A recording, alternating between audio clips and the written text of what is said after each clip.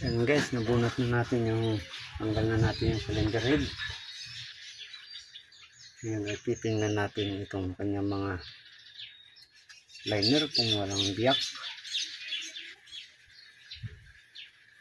Aking palagay wala naman. Yan, sumasama pa angat. Idin lang natin ng ganyan ang liner. Babaon na yan.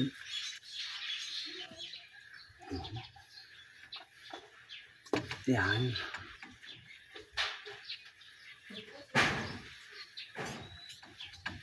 Ay, napakalambot. Yan lang kadali magkuhan.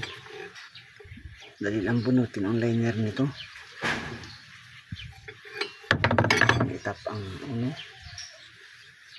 Tingnan natin kung ano ito.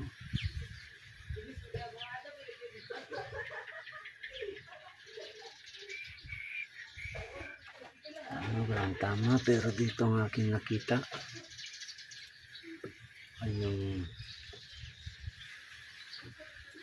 supply ng langis ay katabi niya ay butas ng dito ng tubig. Dito ang langis.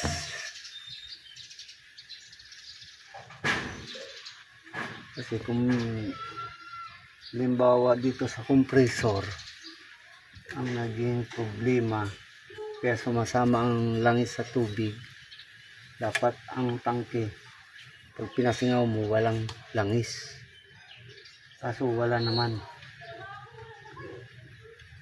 Dahilanan nito ay naputol ang belt kaya nag-overheat. Making tanggalin ang head bolt,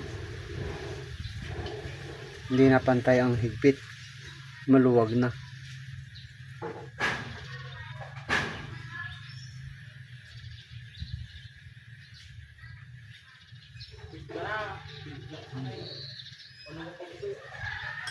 Sige, titingnan ulit.